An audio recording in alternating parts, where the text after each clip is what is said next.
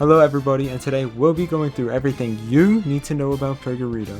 Purgarito is a Project Moon based game where you and up to 3 other people live in the back streets and get money to pay rent. When you're making your character, there's a few things you need to do, like picking origins and personal traits. For starters, on some personal traits I would go for is hypersensitivity and in debt, as these are 2 negatives that don't really do much to your character. In debt seems like it would do a lot, but it really isn't. For positives, like for your positive traits, you would want to pick up torturer and paint something. I forgot the name. I'll edit it in later. These 2 together actually work together really well, because torture, when you stagger an enemy, aka block breaking, one of your moves randomly go off cooldown. So you have 4 moves, one of them will go off cooldown if it's used, and you can use it again. The other one, pain something, what it does is when you do a clash against someone and lose, normally you would lose 10 sanity, but with this you would actually gain 10 sanity even if you lost. So regardless, you'll always be getting more sanity, which is helpful when trying to roll higher. And then for origins, see, probably no one here who's watching this video has unlocked any, but if you do plan to, you'd want to get T Corp for multiplayer, K Corp for early starters, and J Corp for overall damage increase. Anything else is kind of niche and up to your personal preference, but these 3 are the best for those things. T Corp for multiplayer, K Corp for an early start, and J Corp for overall damage increase. Okay, let's start talking about combat now. To start off with combat, we're going to talk about staggering, which is basically block breaking. You have a stagger bar, which is basically posture, where whenever you take damage, a small percent of that will be converted into your stagger. Then, when you're holding block, you take any hit from the block will go to your stagger, and once that bar goes past the 100%, you'll get block broken, and you'll be on the ground and you'll take 2 times damage. So try to stay out of it. You can reduce your stagger bar through winning clashes and dodging attacks. So overall, just play passive and it'll reduce. Dodging is probably the most important thing for going against people and enemies in this game. Whenever you dodge successfully, there'll be a blue flash of light and you'll gain 2 sanity.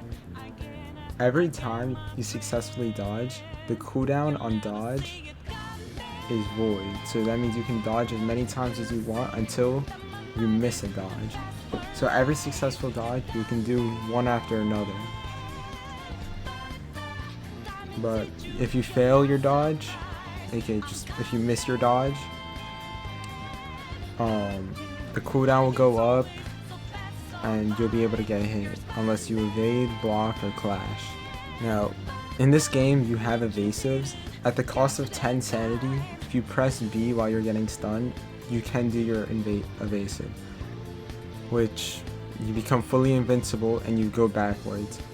This is really only useful when you're getting ganked or overwhelmed, and it's not worth it to keep spamming, because if you spam it so much, you're gonna lose a bunch of sanity and you'll end up panicking, which is what happens when you reach negative sanity.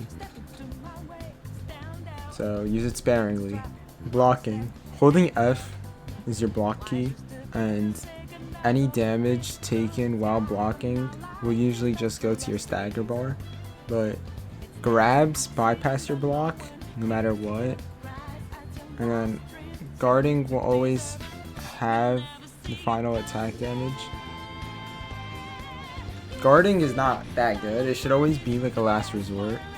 If you have no dodge, no clash, and no evasive, that's when you block. Now clashing. Clashing is really simple. The way clashing works is if 2 people or you and an enemy use a move at the same time. The way that the clash person wins or loses is depending on how high they roll on their coin. The coin roll, I'll explain it later.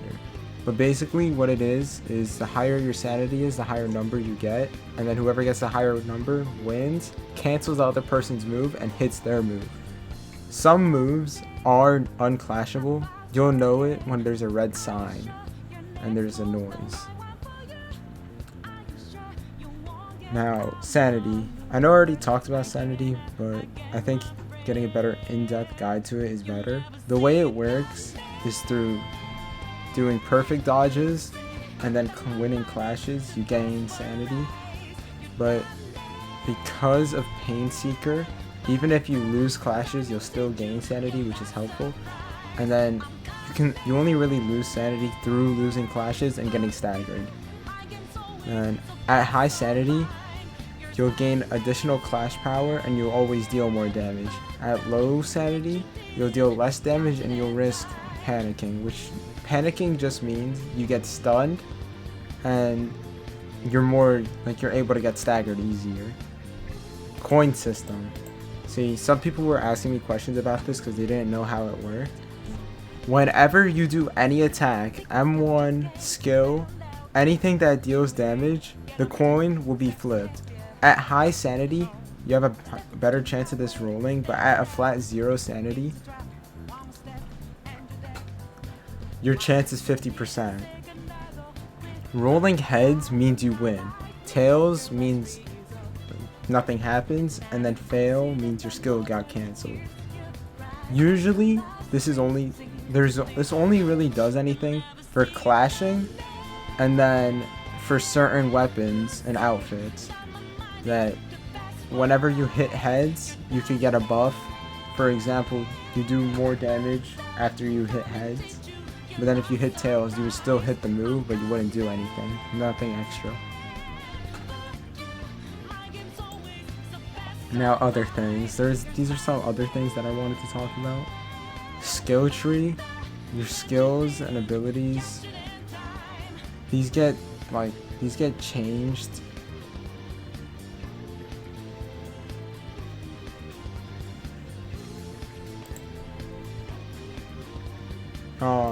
To request a job, all you need to do is go talk to the computer that's in the room that you spawn in and request a job, and then there'll be a queue at the front of the door. Now, every week you get 60 time, and then that time is used to either rest on the couch to heal your friends and you, or to pick up missions and get money. If you fail a mission, you'll still lose time, and if a person dies, I think it also costs time, or it only costs money, I'm not sure. But yeah, after you complete a mission, there will be an extraction point, which is it's just a blue square that you sit in, or sometimes it will just ask you to leave. It'll just press skip and you'll go, or you wait a full minute. Anyway, I think that's everything. If you have any questions, please ask me. But good luck and have fun.